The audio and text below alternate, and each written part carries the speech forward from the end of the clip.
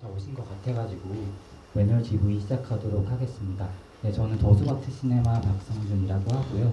오늘 보신 매너는 박지리 작가님의 소설 원작으로 한 영화인데요. 전주국제영화제에서 올해 눈부신 발견으로 초청되고 지난 11월 19일 개봉 후 관객분들을 만나고 있습니다. 그래서 이번 더 많은 얘기는 받으신 코멘터리북 참고하셔가지고 감독님, 배우님 모셔서 나눠보도록 하겠습니다. 네, 입장해 주시면 되겠습니다.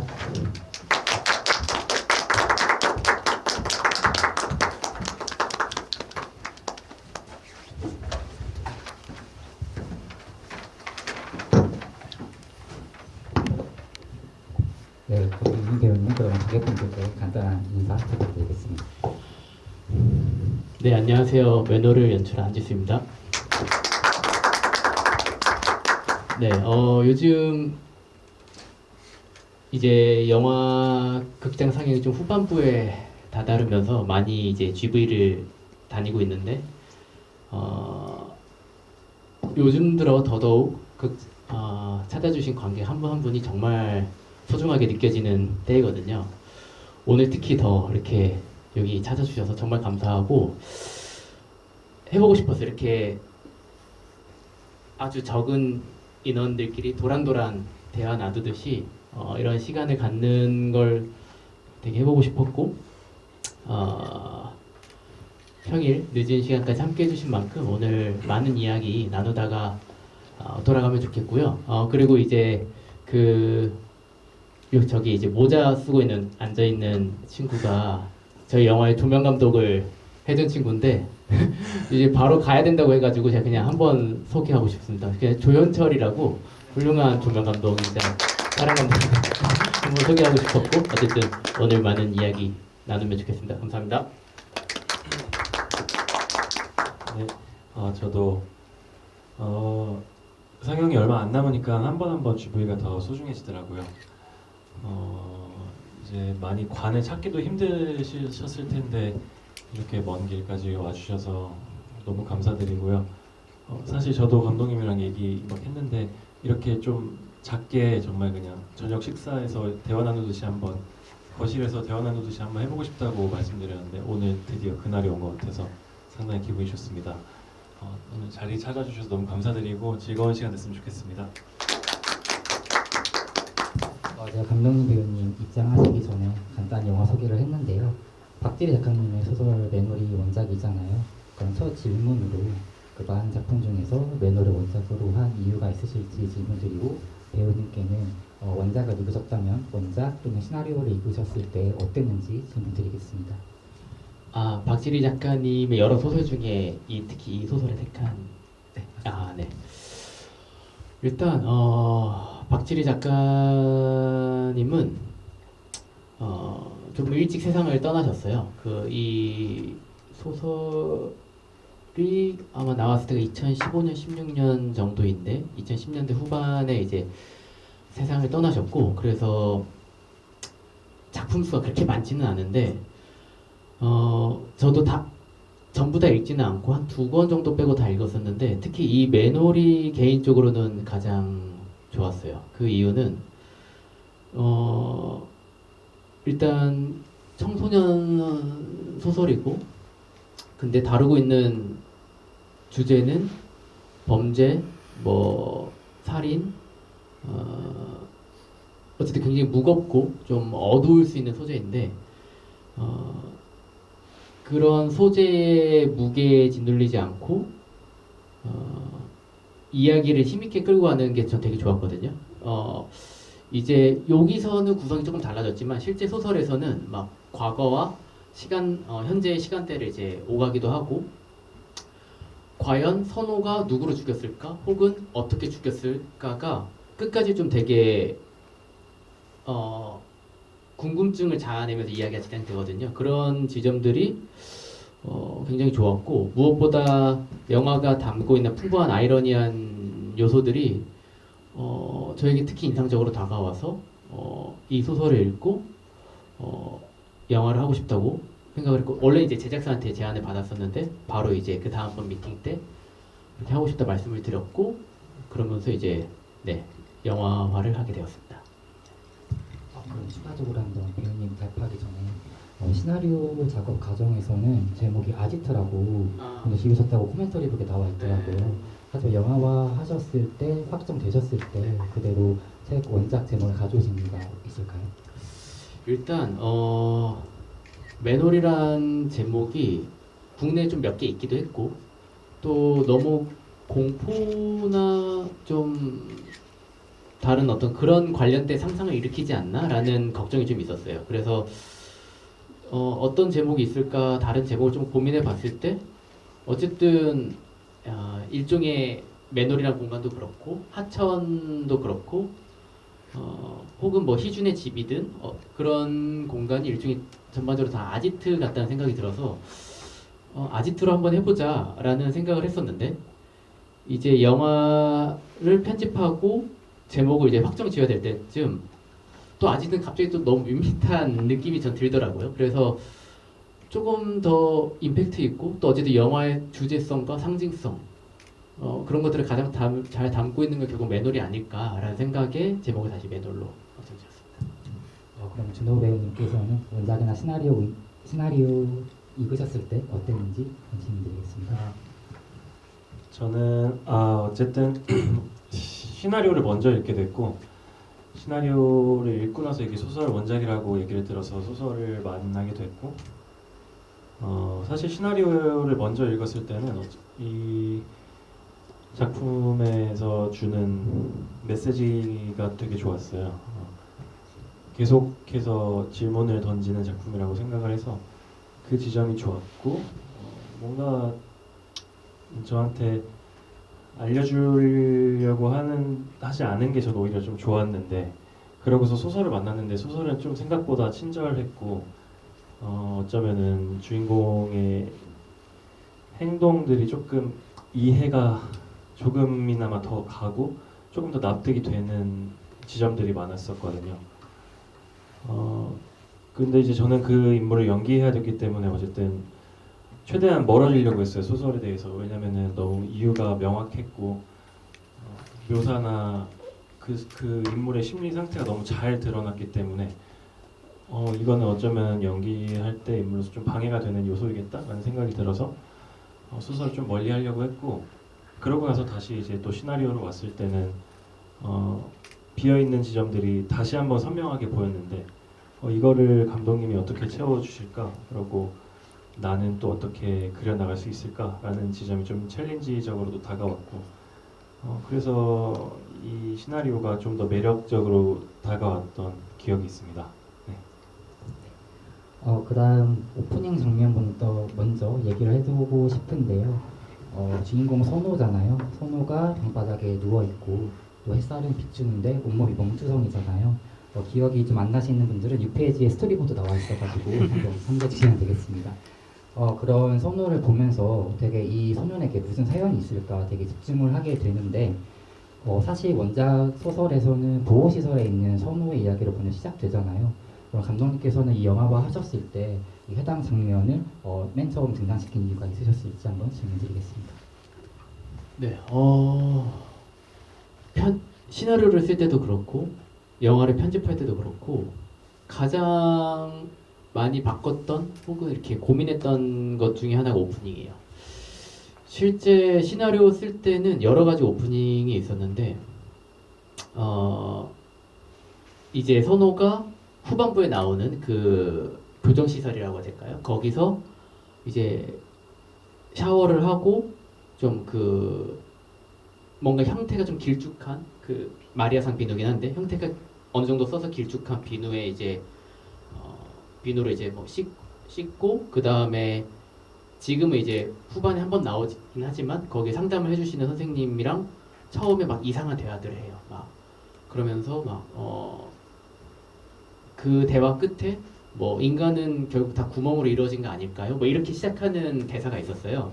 실제로 다 찍기도 했고 원래는 그런 것처럼 이제 선호가 이미 어떤 범죄를 저지르고 이곳에 와서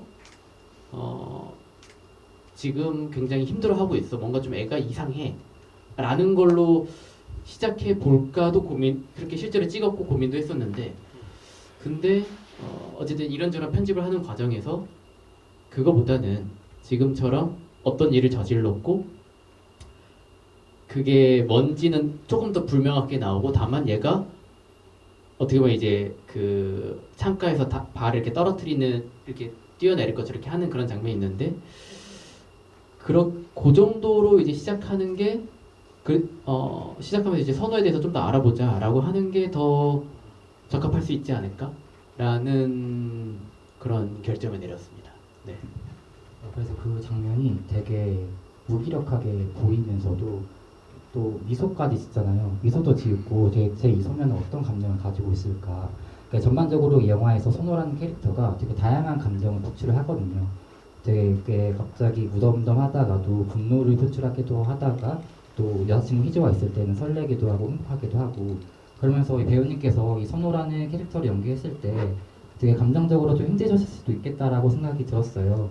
그렇게 즉각적으로 변하는 선호의 감정이 이 영화에서 잘 보이는데 그런 걸 좀 조율하기 위해서 어떤 연구를 하셨을지 아니면 또 이 감정 연기 때문에 촬영 종료 후에도 좀 힘드셨던 부분이 있으셨을지 한번 질문 드리겠습니다. 그 작품을 하는 과정 중에는 아마 제가 조금 실제로 그런 인물처럼 좀 살았던 것 같긴 해요. 조금 다크하고 어쩌면 좀 안 좋은, 그러니까 부정적인 기운을 뿜을 수도 있는 듯한. 그래서 제가 돌이켜봤을 때는 엄청 좋은 에너지를 갖고 있던 때는 아니었던 것 같아요. 촬영 과정도 그렇고. 제가 인물이랑 제 삶이랑 분리하는 법을 아직 잘 몰라갖고 어떻게 해서든 좀 잘 최선을 다해서 해보고 싶다라는 욕심의 과정이었던 것 같고 물론 많이 했습니다. 어쨌든 친구들 무리를 만났을 때 제 심리 상태와 가족 그리고 뭔가 상대적으로 취약계층을 바라볼 때 내 심리는 분명히 친구들과 다를 거거든요. 그런 지점들을 분리하려고 노력을 많이 했고 그리고 어쨌든 가장 큰 저한테 그 트리거 같은 뭔가 그 발화 지점을 눌렀을 때 제가 가장 커져야 되기 때문에 그런 어쨌든 아버지에 대한 그 트라우마나 이런 크기가 상당히 컸어야 됐다고 생각해서 그 지점을 되게 어떻게 하면 잘 살릴 수 있을까에 대해서 고민도 많이 했고요.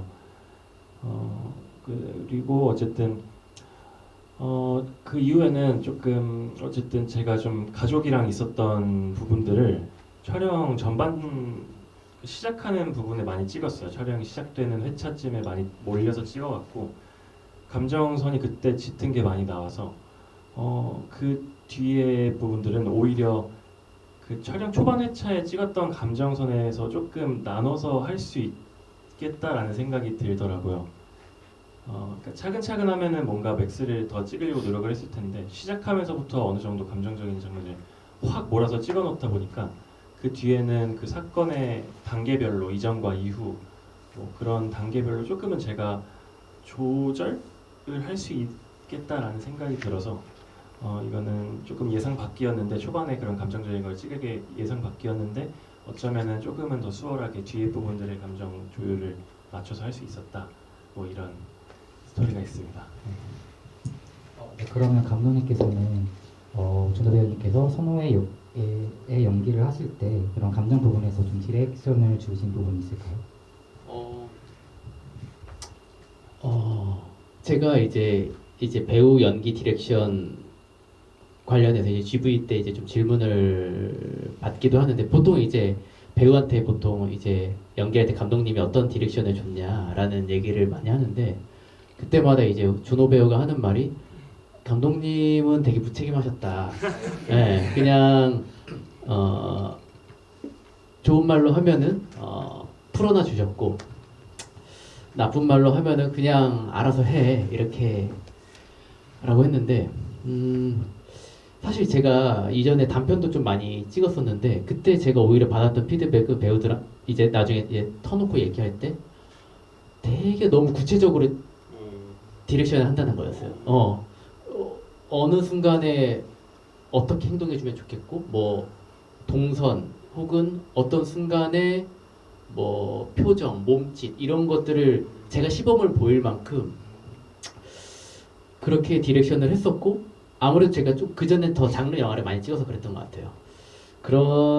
그랬었는데 스스로 그걸 좀 깨보고 싶다는 생각도 있었거든요. 좀 배우한테 맡겨놓고 싶다는 생각도 있었고, 제가 이렇게 뭔가를 너무 구체적으로 하는 게 그 순간에는 마음에 드는다고 생각하지만 이상하게 결국에는 그 인물에 되게 가둔다는 전 느낌을 많이 받았는데, 이번 영화를 찍을 때는 아까 말씀드렸던 것처럼 정말 좀 더 맡겨놨어요, 배우들에게. 그리고 사실 제가 이 시나리오를 쓰고, 물론 이제 원작 소설이 있긴 하지만 시나리오를 쓰긴 했어도 저 역시 선호한 캐릭터 혹은 뭐 누나든 다른 캐릭터든 그 캐릭터의 행동, 생각 하나하나를 완벽하게 이해한 건 아니거든요.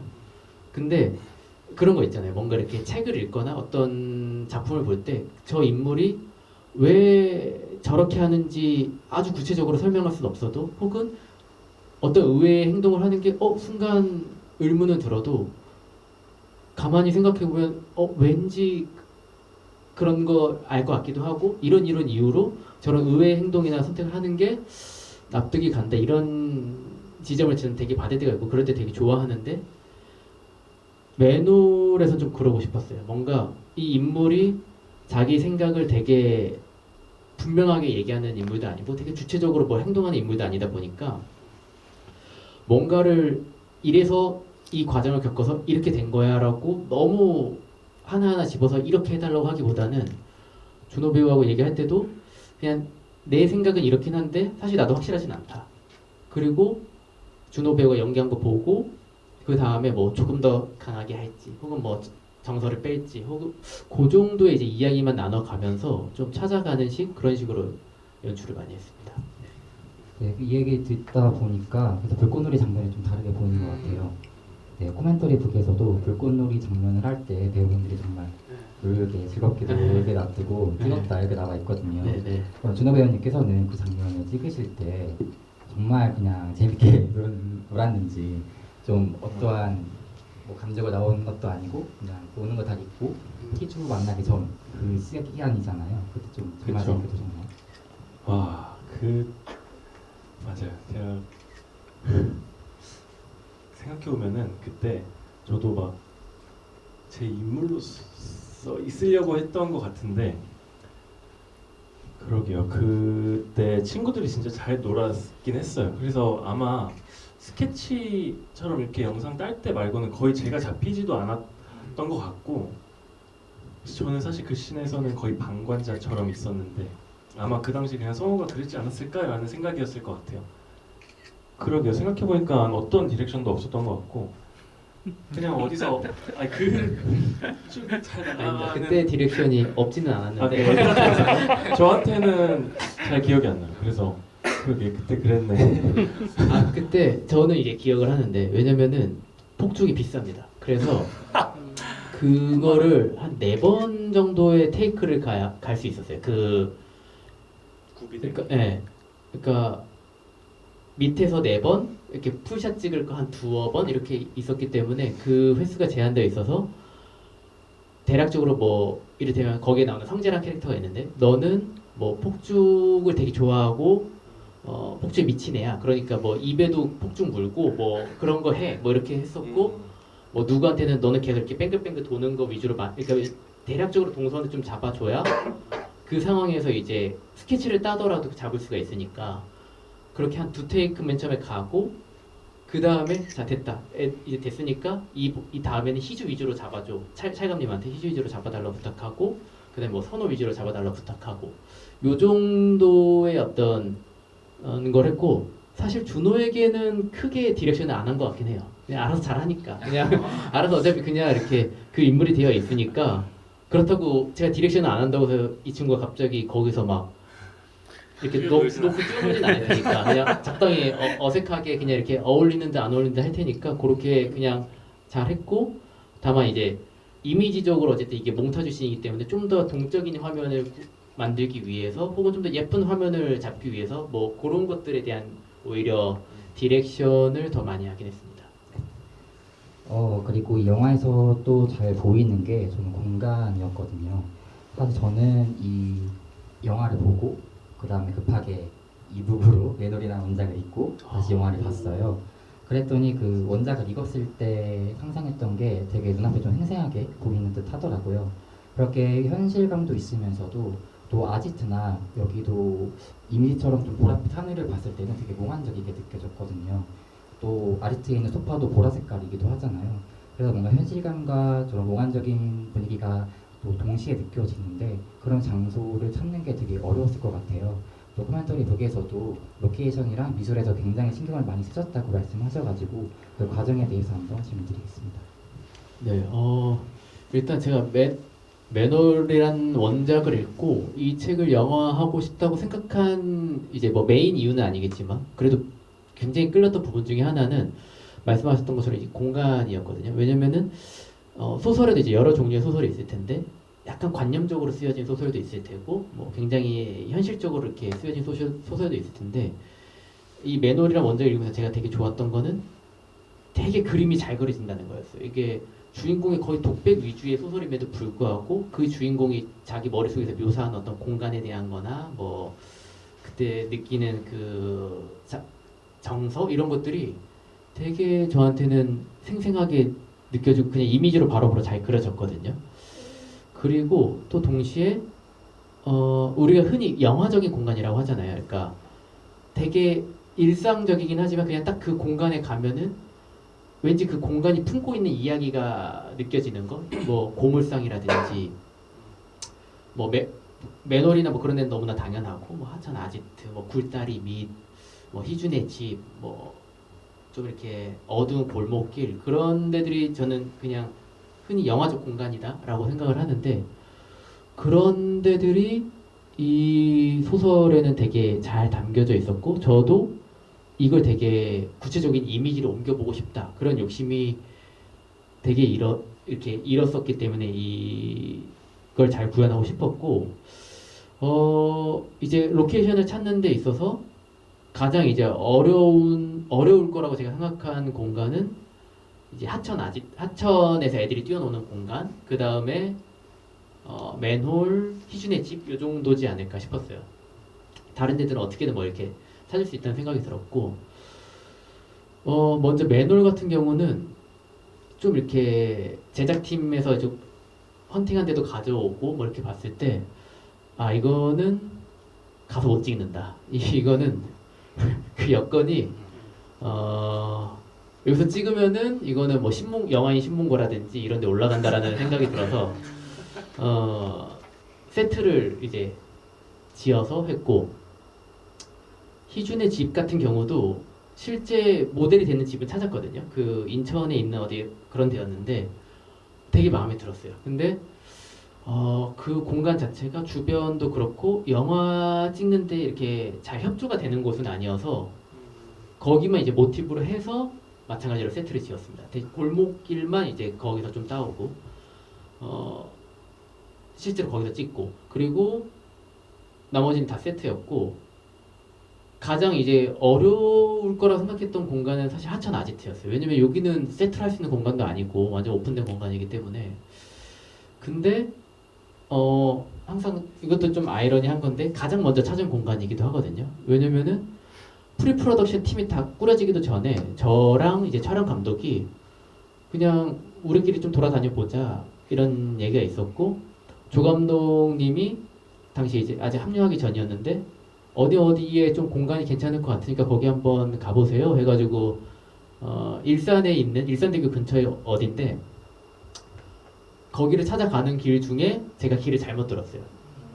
근데 느낌이 괜찮더라고요. 뭔가 이렇게 좁고 옆에 하천도 흐르고 그래서 조금만 더 가볼까 하다가 딱 그 굴다리 밑에 있는 거기를 이제 애들이 맨 처음에 지나다가 이주 노동자 만나는 거기를 발견하고 일단 여기 내려 이 근처를 뒤져보자 하는데 바로 그 하천 아지트가 밑에 있는 거예요. 그래서 딱 내려가서 봤는데 너무 느낌이 좋고 해 지는 거 이런 거 봤을 때 딱 해질 때 우리 촬영하는 시기쯤에 해지는 데가 딱 저 너머에 걸려서 해 지는 데 여기서 찍으면은 너무 예쁘겠는데? 이런 생각도 들고 등등등등 여건이 되게 괜찮아가지고 어떻게 보면 좀 어이없게도 가장 먼저 그 로케이션을 확정 지었던 곳이고 다만 이제 거기가 제가 5월인가에 그 로케이션 확정 지었는데 실제 촬영은 8월 중순이었는데 8월 초쯤에 확인 헌팅을 딱 갔는데 진짜 숲풀이 5월과는 다르게 정말 머리끝까지 다 거기를 완전 다 뒤덮어가지고 제작팀이 이제 그 예촉이라고 하죠. 그걸로 다 거기 부분만 깎고 지나가는 길에 제가 그 선호가 이렇게 맨 처음에 갈 때 헤쳐나가는 부분이 있는데 거기는 남겨달라. 왜냐면 이렇게 좀 이렇게 미로처럼 빠져나와서 이렇게 딱 하는 그 이미지를 갖고 싶어가지고 거기는 남겨놓고 그런 식으로 해서 좀 로케이션을 이렇게 했던 기억이 있습니다. 말로만 들어도 정말 한 땀 한 땀 몇 개 사주신 것 같은데 또 준호 배우님께서는 어쩌고 보면 이 영화에서 등장하는 공간에 모두 다 가본 인물이잖아요. 아직도 그렇고 맨홀도 그렇고 집이나 보호시설이나 되게 많은 공간을 가셨는데 특히 기억에 남는 공간이 있으실까요? 기억에 남는 공간.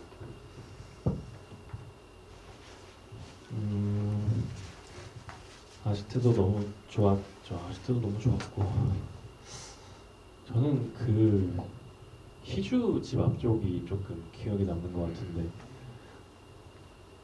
맞아요. 아까 말씀해주신 것 중에 조금 덧붙이자면은 거기가 장소의 협조가 잘 안 되는 부분이었는데 정확하진 않지만 이제 제가 듣기로는 정말 많은 영화를 거기서 찍었다고 했는데 어쨌든 뭐 그 과정 속에서 거기 거주하시는 분들이 조금 불편함을 느끼셨던 것 같아요.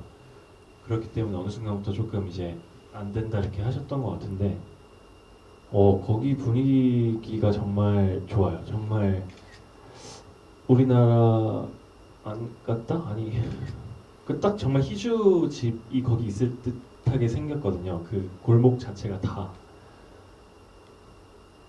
그쪽이 조금 생각나는 것 같아요. 장소로 생각을 해보자면 물론 아지트도 너무 재밌어서 처음에 딱 갔을 때 주는 이미지가 이런 게 진짜 좋았었는데 근데 아마 희주집이 그때 진짜 막 골목 다니면서 막 제가 그날 촬영 좀 길게 했던 기억이 나는데 너무 여기 너무 좋다. 여기 이 공간 너무 좋고 이 골목과 희주집 그 문을 여는 공간까지도 너무 완벽해갖고 와 진짜 여기는 기억에 남겠다 싶은 장소였습니다. 저는. 사실 거기가 기존 영화팀이나 드라마팀에서 찍었던 데는 맞는데 좀 이제 돈이 많은 영화나 드라마가 찍었던 것 같아요. 그래서 이게 주민들에게 이렇게 조금 협조 그랬어야 되는 건데 우리는 그럴 수 있는 형편은 아니었고 그리고 그게 뭐가 잘 안 돼가지고 당일에 이게 촬영에 찍다가 예, 그래서 뭐 이렇게 못 찍게 됐어요. 그러니까 맨 처음 못 찍는 걸로 결정이 잡고 마지막에 그냥 2시간만 찍어라. 약간 이런 식으로 협의가 돼가지고 되게 부랴부랴 찍었거든요. 그래서 좀 아쉬움은 남아요. 이게 사실 더 그 공간의 이미지를 담고 싶었던 공간인데 지금은 이제 딱 걸어올 때 그 부분만 이렇게 담기다 보니까 제가 생각했던 딱 그 정서를 더 이렇게 담고 싶었는데 그게 안 된 거? 그거 하나는 좀 많이 아쉬워요. 실제로 보면 조금 더 그 이미지적으로 임팩트가 있는데 조금은 딱 일부분만 담기다 보니까 그게 좀 아쉽긴 합니다. 또 희주 얘기가 나와서 희주 얘기도 한번 해보고 싶어요. 사실 저는 이 영화를 볼 때 좀 기억에 남는 장면 중에 하나가 희주가 선우의 머리카락을 좀 잘라준 장면이었는데 그게 또 야외에서 잘라주잖아요. 뭔가 좀 선우라는 인물이 좀 집이나 맨홀 좀 폐쇄적인 공간에 있다가 좀 개방적인 공간에서 또 어쩌고 보면은 자기 목살과 뾰족한 가위가 내어진 거잖아요. 어쩌면 좀 예민한 세밀한 친구가 그래서 되게 기억에 남았는데 그때 진짜 희주를 연기하신 민서 배우님께서 좀 진짜 머리를 잘라주신 건지 궁금하더라고요. 또 야외여서 발언도 많이 하면 좀 힘들었을 것 같은데 그때 머리 기억 안 나시죠? 예. 나는데 머리를 자르지 않았나 실제로? 자르지 않았나요? 실제로 거의 어쨌든 페이크예요. 네. 가짜 머리를 갖고 와서 했는데 그렇군요. 네. 그 장면 저도 찍을 때 기억이 나는데 일단 그때 하늘이 참 예뻤고 예쁘리 참 하늘이 참 운이 따라줬고 그때 이제 그런 대사 중에 그런 게 있어요. 그 희주가 하는 말 중에 내가 커트는 좀 약한데 뭐 퍼머랑 뭐는 좀 잘하거든 뭐 이런 식의 대사가 있는데 제 가까운 지인이 영화를 보고 나서 희주가 거짓말을 못한다. 컷하는 게 좀 이렇게 막 엄청 능숙해 보이진 않더라라고 이렇게 우스갯소리를 했는데 저는 그 느낌이 되게 좋더라고요. 뭔가 그 약간 어정쩡한데 이렇게 막 둘이 얘기하면서 하고 선호가 이렇게 딱 떨어지는 그 머리카락을 이렇게 웃으면서 얼굴로 딱 이렇게 치우는 그게 되게 좋아서 그 부분을 일부러 골라서 썼던 그러긴 했습니다. 이제 코멘터리 GV다 보니까 또 책 보시고 또 궁금하신 점을 편하게 질문하셔도 괜찮은데 혹시 관객분들 중에서 질문 있으신 분 계실까요?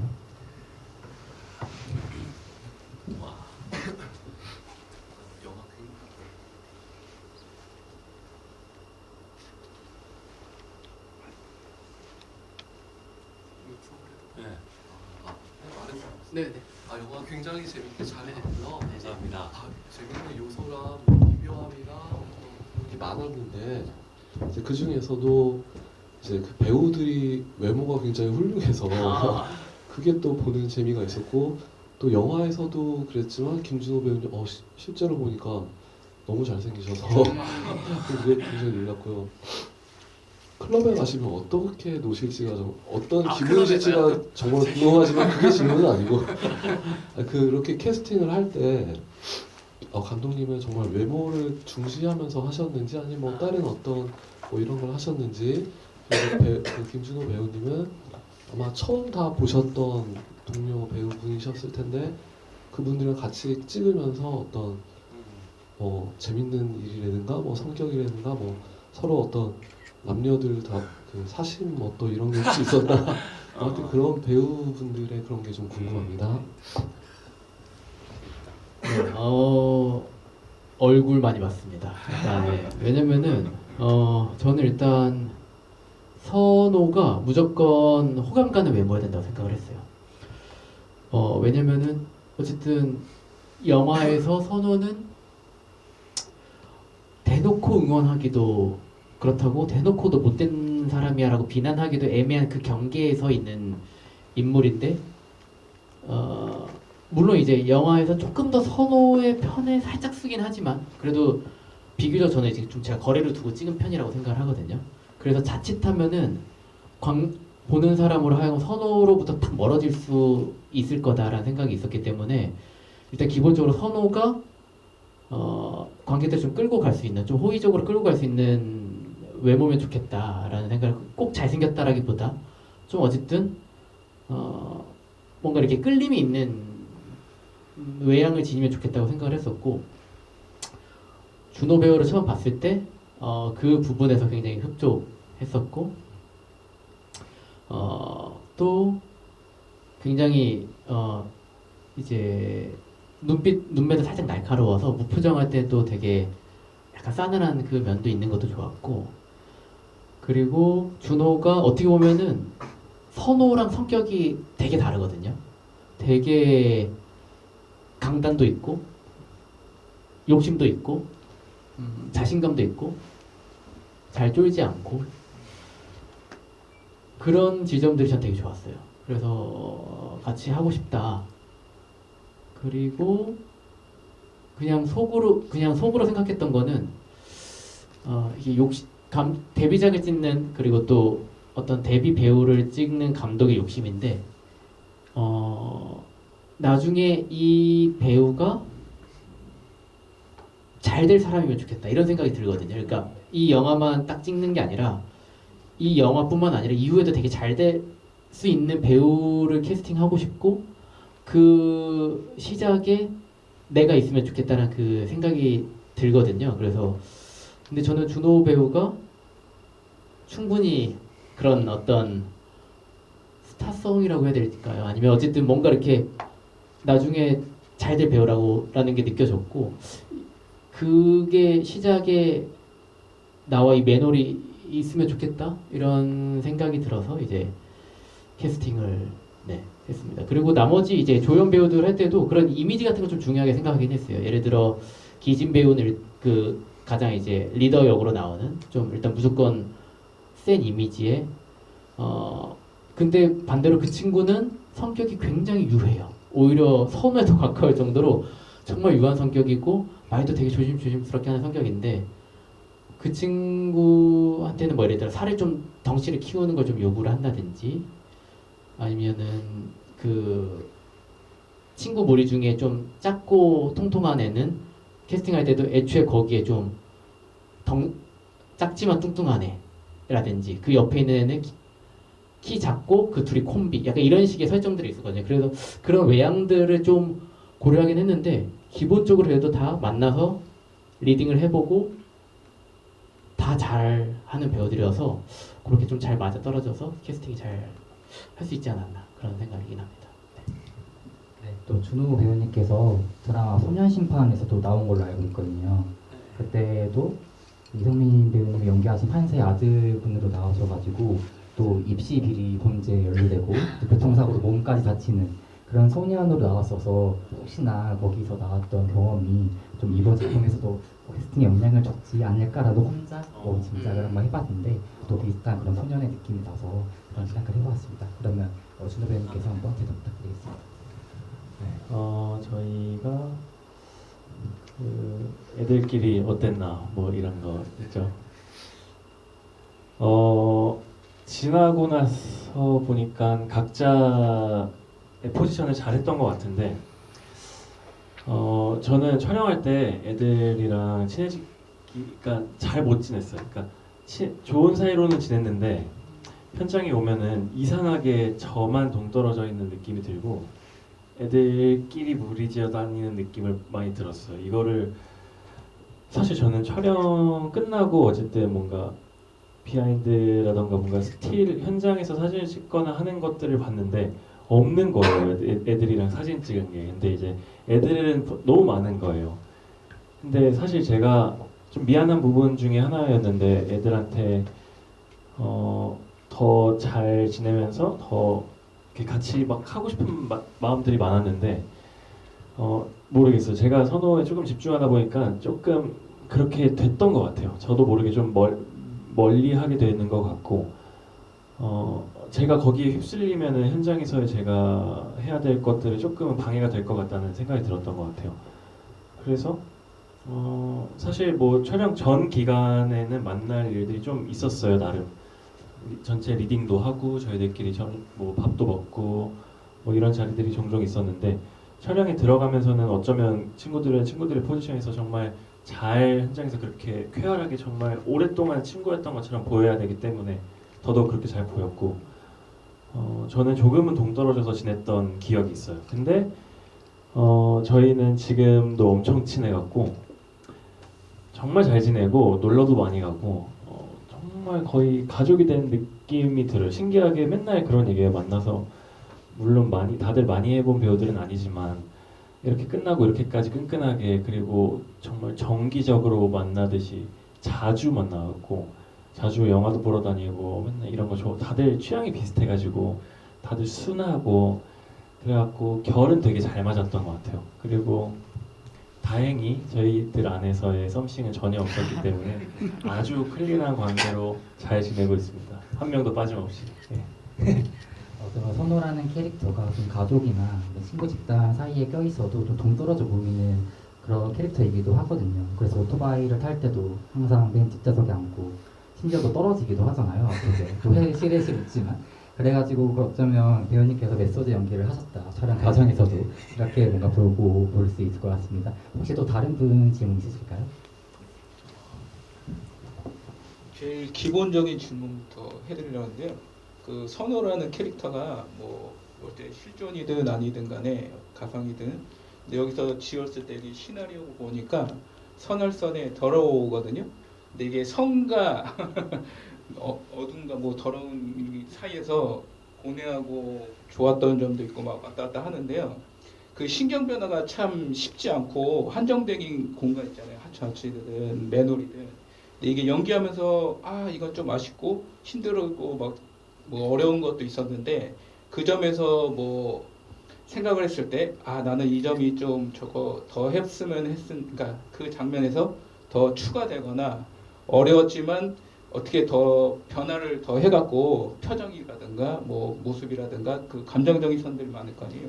그걸 했는데 조금 뭔가 아쉬운 점이 있었다든가 어려웠던 점이 있었던가 그걸 한번 질문을 한번 드리고 싶고 예, 감독님은 이게 디렉션을 드릴 때 아까 말씀드릴 때 그 물가에 내놓은 아이 같이 잘 연기를 하셔서 이렇게 하셨다고 하는데 근데 그게 표현하는 데 있어서 힘든 점도 감독님도 있을 텐데 왜냐하면 한정적인 건 그걸 세트장이든 뭐든 간에 현실적이든 근데 그 공간적인 부분에서 이렇게 표현을 한다는 것도 어렵고 이렇게 딱 맞게 하기도 어려울 때가 있거든요. 근데 디렉션을 뭐 어느 정도를 주려는지 모르는데 어렵거나 거기서도 힘든 점이 있거나 뭐 이거는 뭐 편집된데 좀 아쉬운 게 있다 그런 장면이 있는지 한번 궁금해서 좀 길게 얘기를 했는데 제 표현을 어떻게 잘했는지 네.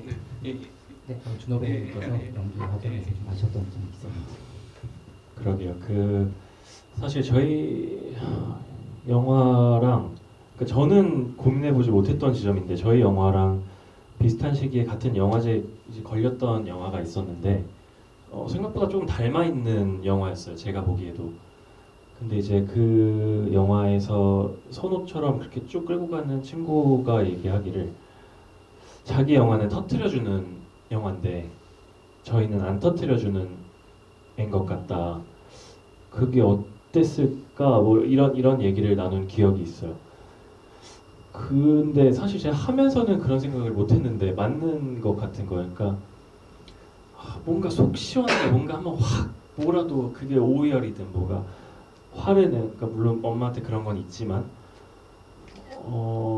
그런 지점들에 대해서 한번 생각을 해보게 됐는데 그게 조금 아쉬운 거예요. 근데 문득 그래서 감독님한테도 그냥 농담 삼아서 우리 영화에서 울어야 된다면 포인트가 어딜까요? 막 이런 얘기도 한 적이 있어요. 근데 예상외로 감독님은 울리려는 의도는 전혀 그런 영화가 애초에 아닌데 제가 잘못 짚은 거죠. 지금. 그렇기 때문에 그냥 한편으로는 조금 더 그런 데에서 더 그러니까 흔히 말하는 뭔가 조금 솔직히 그렇게 표현하는 게 연기적으로는 조금 더 수월해요. 뭔가 터트리고 이게 우리나라 정서에 잘 맞는 것 같고 제가 조금 더 그런 사람일 수도 있는데 그런 아쉬움은 있죠. 뭔가 그런 걸 한번 해봤으면 좋지 않을까? 이런 뭐 생각은 있는데 원래 청춘 영화에 그런 거 많잖아요. 이렇게 막 달리면서 막 소리 지르면서 행복해하고 막 없죠. 그런 게 저도 사실 이제 그런 걸 하나쯤 넣었으면 어땠을까라는 생각도 가끔 하긴 하는데 다시 돌아가 또 실제로 그럴지는 잘 모르겠어요. 근데 상상은 몇 번 했었고 오히려 이제 저 같은 경우는 개인적으로 제가 이제 어떤 공간에서 찍을 때 어려웠던 점을 물어보시는 거죠? 방면으로 얘기를 하는데 어. 한정적이니까 네. 근데 이게 세트장도 있고 하겠지만 이렇게 시간이라는 게 정해져 있으니까 아, 노을을 시간. 지든 뭘 지든 네. 그것도 뭐 여러 가지 장면이 있을 거예요. 그 안에서 힘들었을 거고 뭐가 있을 것 아. 같은데 그거를 그냥 짧게 뭐 끝냈다든가 아니면 좀 뭔가 아쉬움이 네. 있다. 너무 많아서 뭐를 하나 뭐를 하나 골라야 될지. 야외 장면이나 밤의 장면이 많잖아요. 네네, 그렇죠. 아무래도 거기서 같은 경우는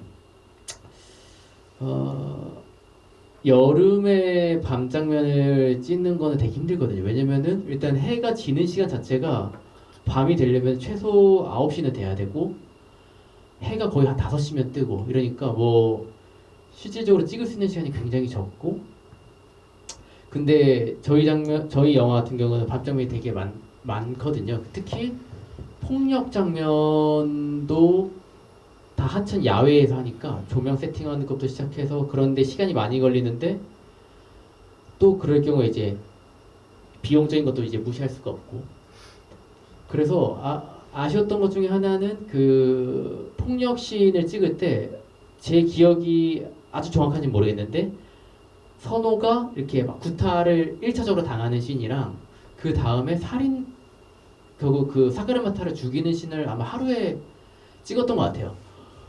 근데 그게 뭐 분장도 해야 되고 뭐도 해야 되고 해서 정말 촉박하게 찍었거든요. 그래서 얘 계획했던 커트 같은 경우들을 거의 이렇게 다 충분히 찍지 못하고 그렇게 했던 게 조금 많이 아쉬움이 남고 그래서 하나 에피소드가 그 이주노동자를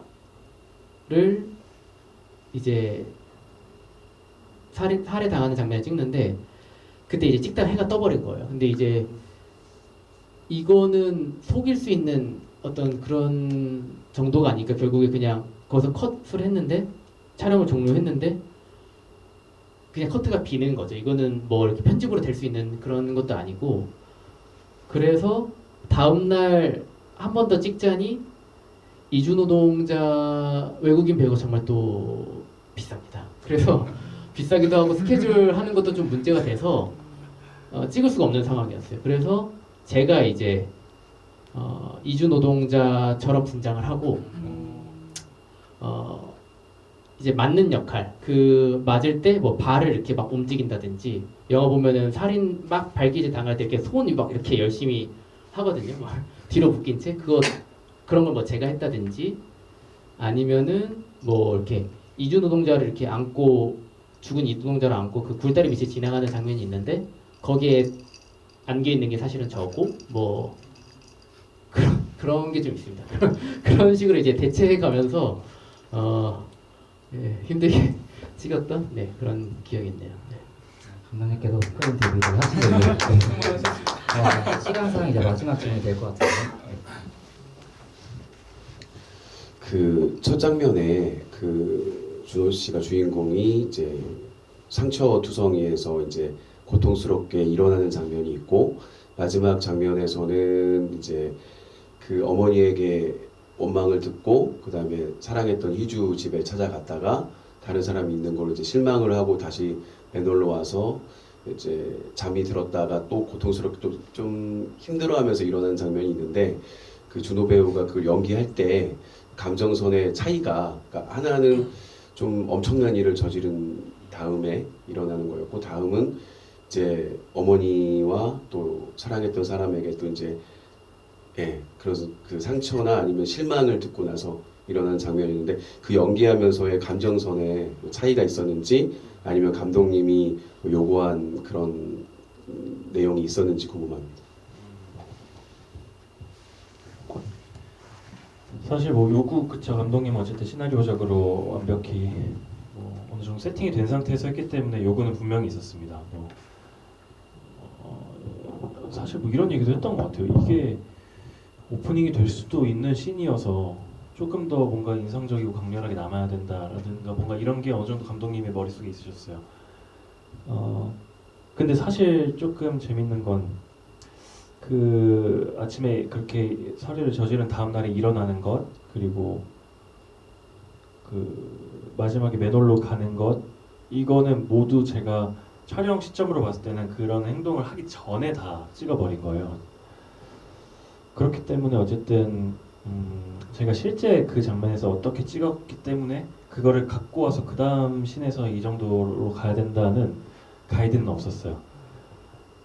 그렇지만 그럴 때일수록 조금 더 시뮬레이션 이미지 트레이닝을 더 많이 해야 된다고 생각을 하거든요. 그렇기 때문에 분명히 다른 지점은 있었는데 그 살해하고 나서 일어났을 때는 어쨌든 가장 컸던 거는 내가 아빠가 됐네 라는 이런 지점이었던 것 같아요. 가장 내가 중요하게 생각했던 거는 내가 제일 싫어하는 사람의 모습이 됐구나. 결국은 그 이후엔 어떻게 될지언정 그날은 그런 거에서 오는 충격감이 컸던 것 같고 사실 그 맨홀에서 마지막 장면은 진짜 그냥 고독과 더 이상 이제는 뒤로 물러설 곳조차 없는 낭떠러지 그냥 끝이잖아요. 너무 제 안식처였는데 어쨌든 증화는 아버지가 들어가고 시체가 들어가고 근데 시체가 들어간 이후에 제가 들어간 거예요. 그냥 죽은 사람이에요. 저는 죽은 사람이어서 다시 거기에 들어간 것처럼 뭐 그런 식의 상상을 했던 것 같아요. 그리고 사실 그 맨홀 안은 세트장이었는데 분위기가 진짜 잘 만들어 주셨어요. 정말 한 줌의 빛도 들어오지 않는, 그리고 실제로 조명도 많이 치지도 않고 조명이 필요한 장면도 아니었고, 그렇기 때문에 제가 그런 나 정말 여기 어디지 동떨어진 뭔가 아무데도 모르는 곳에 와 있는 듯한 느낌을 주기에 아주 적합한 촬영장이었어요. 그렇기 때문에 제가 좀 더 연기하기 수월했던 것 같은데, 크게는 그런 식으로 제가 나눴던 것 같아요. 감독님 뭐 또 의도가 기억나세요?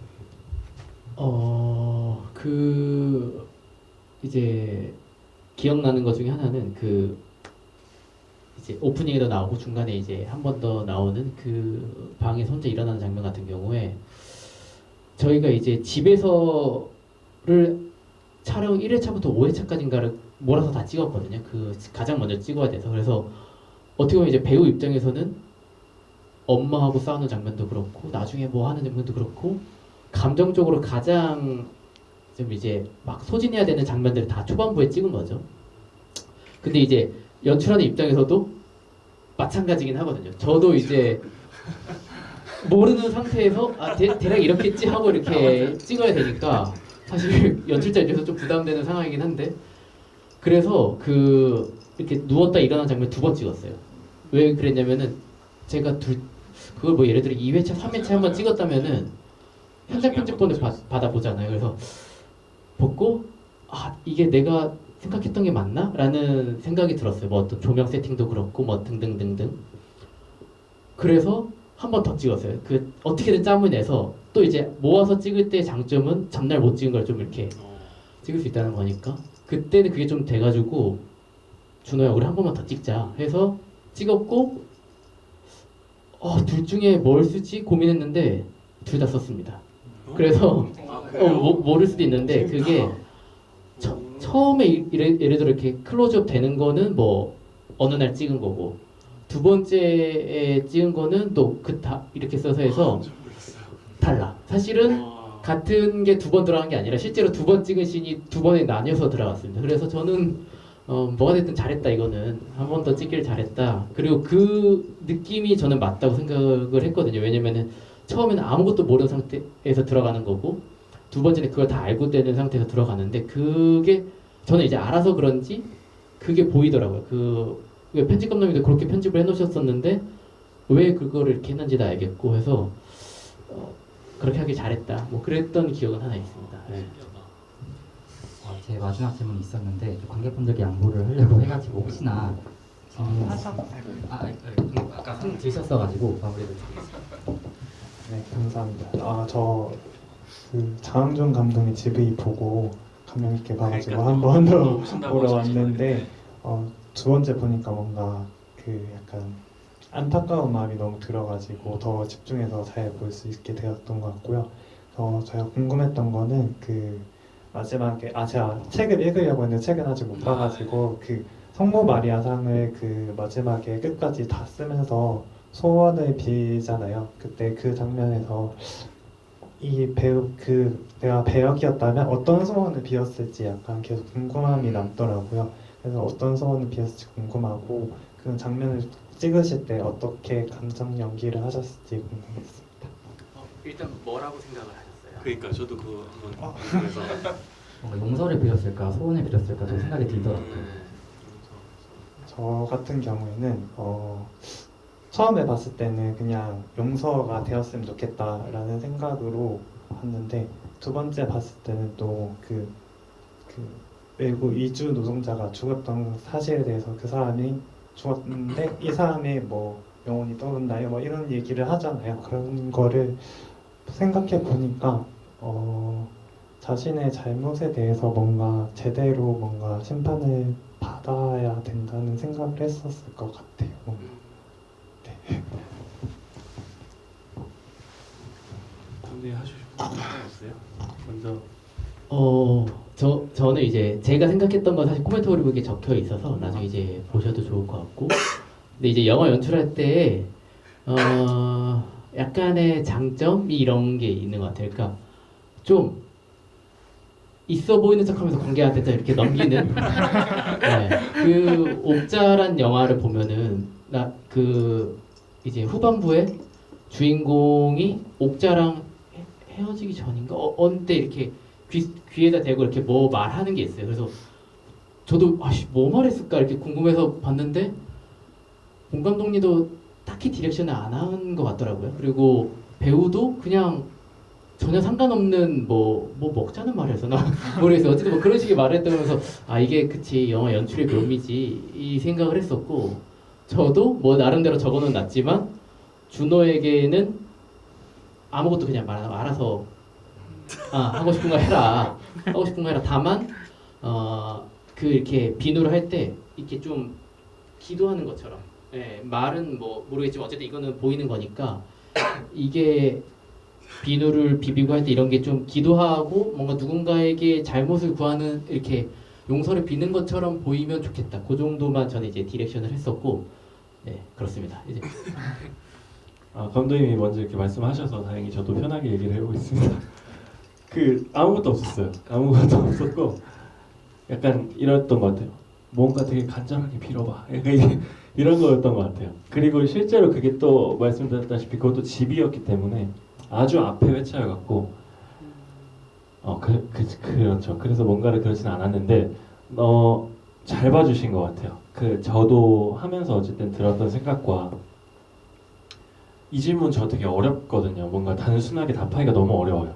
용서라던가 나에 대한 비난과 뭐 아버지에 대한 사가르마타에 대한 정말 복합적으로 많을 수 있잖아요. 근데 이제 비슷하게 저도 결론을 지었는데 그 직전에 교정시설에서 나올 때 그 선생님이랑 이런저런 얘기를 하잖아요. 마지막으로 하고 싶은 말이 뭐가 있냐 했을 때 나는 생각해봤는데 왜 나한테 내가 한 행동에 대해서 명확하게 말해주는 사람이 아무도 없냐. 누군가는 얘기해줘야 되지 않냐. 내가 한 잘못을 저지른 건 이런 거고 너는 평생 속죄해야 되고 그 사람의 가족들한테 또 이런 얘기를 하는데 그게 어쨌든 그 친구가 그 기간 동안 고뇌한 것들이고 그 이후에 장면이 어쨌든 집에 와서 손을 씻고 뭐 물을 마시고 뭐 이런 장면인데 여러 가지 복합적인 소원이 있었을 것 같아요. 그리고 그 비누가 그날 마지막이었듯이 처음 받았을 때부터 정말 많은 소원들이 있었겠죠. 처음 받았을 때는 희주랑 잘 되게 해달라라던가 정말 이런 사소한 소원들이 쌓였다가 마지막에는 그 교정시설에서 얘기했듯이 누군가가 어떤 어른이든 누군가가 나에게 이런 지적을 명확히 해줬으면 좋겠고 또 어떻게 살아야 할지에 대해서 나한테 뭔가 다시 한번 던져줬으면 좋겠다라는 소원을 빌었을 거라고 생각을 했거든요. 근데 이제 그 뒤에 이제 제가 물을 마시다가 방에서 어머니가 흐느끼는 소리를 들어서 들어왔는데 엄마가 그런 얘기를 해줘요. 어떻게 그럴 수 있냐. 너가 한 일에 대해서 정말 경멸하시면서 얘기를 해주시는데 한편으로는 그래서 저는 얘가 소원을 빌었던 게 엄마가 어느 정도 해소를 해주지 않았나? 라는 생각도 했거든요. 그래서 아까 말씀해주신 분이 저는 어느 정도 비슷하게 닮아 있다고 생각은 합니다. 네, 이제 시간상 이제 좀 마무리를 해야 될 것 같은데요. 사실 이 영화 자체에 대해서 굉장히 좀 암울한 면도 많지만 이들이 또 언제까지 괜찮은 척 현주처럼 연극을 해야 될까라는 생각이 들었지만 또 마지막에 그 맨홀에 있는 선호를 현주가 내려와서 찾아주잖아요. 그때 또 달빛도 마치 흐르는데 그게 또 어쩌고 보면 어렸을 때 달빛이 비추기도 하고 또 강아지 이름도 달이잖아요. 그래서 어쩌고 보면 이 결말 자체가 좀 마냥 암울하지도 않고 좀 희망을 주는 영화의 결말이라고 생각이 들었습니다. 네, 감독님 배우님 오늘 느끼는 시간까지 같이 해주신 관객분들의 소감 또는 인사 부탁드리겠습니다. 네. 마지막에 내려오는 게 선주인 걸 이제 모르시는 분들도 많더라고요. 그리고 사실 좀 몰랐으면 하기도 했어요. 일부러 하면서 네. 어떤 사람들은 저는 희주라고 좀 생각해도 좋다. 중요한 거는 그냥 누군가 내려왔다. 그런 것만 좀 전달이 되고 거기 그냥 마지막에 누군가에게 선호에게 좀 손길을 내밀어주면 좋겠다. 이런 게 있어서 일단 그거 그냥 한번 말씀을 드리고 싶었고 연기는 선주가 한 게 맞습니다.